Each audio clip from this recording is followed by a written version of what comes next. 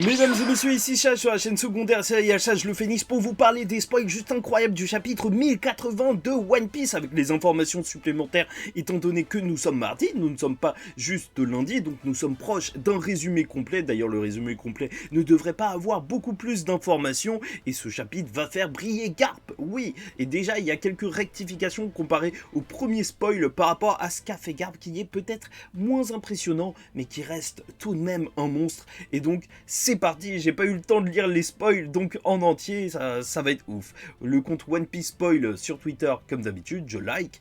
Et donc, voilà, tous les événements du chapitre se passent sur l'île des pirates Hachinosu. Bon, ça doit être Hive. Quelle dinguerie en fait. Voir que tout se passe sur l'île de Barbe Noire. Mais c'est une folie. L'escouade du Sword vs les pirates de Barbe Noire. Et sachant que le Sword, en vrai, c'est cette unité qui était dirigée, ou en tout cas, dont faisait partie X-Drake. Et voilà, en fait, il y avait ce parallèle qui était fait entre Aegis, donc le CP0, qui était là, bouclier, et le Sword pour attaquer. Donc voilà, peut-être qu'ils ont une force similaire, et ce serait énorme, hein, tu vois, si l'équipage de Barbe Noire se bat contre un genre de CP0. Bon, après, vu ce qu'a fait le CP0 sur l'île de Vegapunk face à Luffy, c'était pas ouf. Mais là, ça risque d'être intéressant. Les pirates de Barbe Noire présents sont Shiryu, Vasco Shot, Avalo Pizarro et San Juan Wolf. Et nous avons leurs fruits. Oh là c'est très très bon. Très bon les gars. Avalo Pizarro a le fruit de l'île. Qu'est-ce que ça veut dire ça? Il peut contrôler l'île.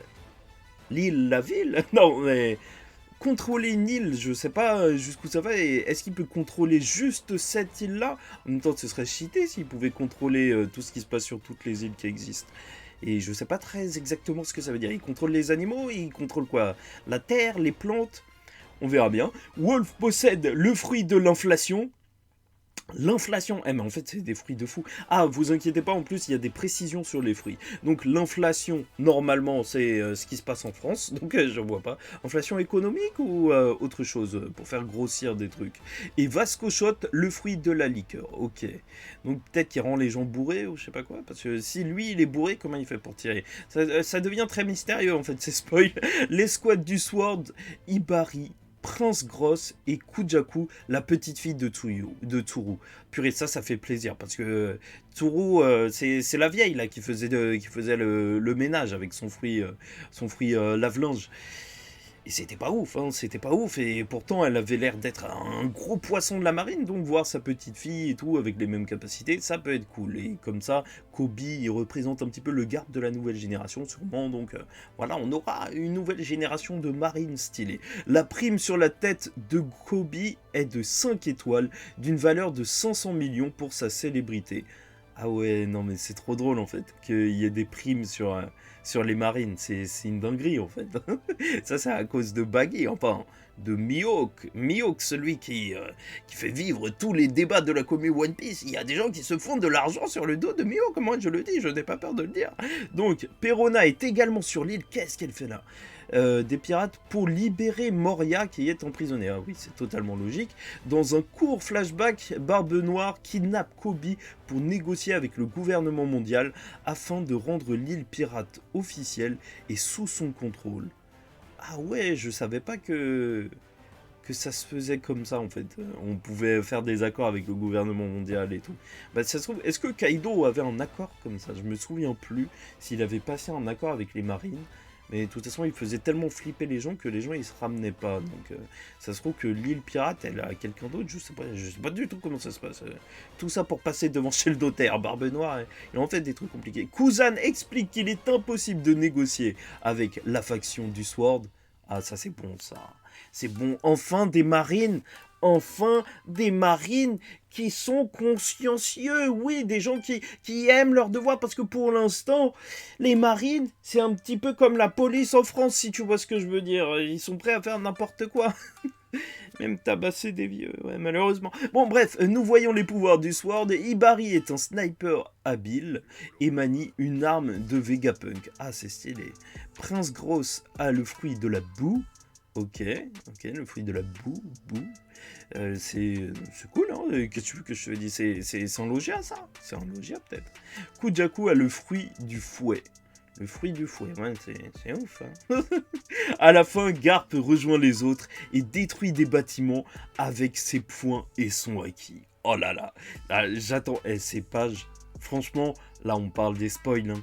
Mais quand on va voir un Garp se déchaîner avec une patate détruire des bâtiments, mais ça va être monstrueux. Le rival de Roger, mesdames et messieurs. Parce que certains essayent juste de ramener son palmarès à être l'homme qui s'est entraîné pour se battre contre Don Chinjao. Non, non, c'était le Marine qui essayait d'attraper Roger. Donc voilà, là c'est les informations supplémentaires qu'on a eues par la suite qui détaillent un petit peu plus le tout. Avalo Pizarro, fruit de l'île qui lui permet de contrôler l'île des pirates. Seul le nom de l'île est indiqué. On ne sait pas s'il peut contrôler d'autres îles. Ouais, voilà, c'était la grande question. San Juan Wolf. Donc, fruit de l'inflation qui lui permet de contrôler la taille de son corps. Non mais c'est...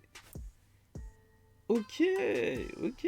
Moi je pensais qu'il avait mangé, tu vois, un fruit du démon qui... Mais attends, mais il va être énorme.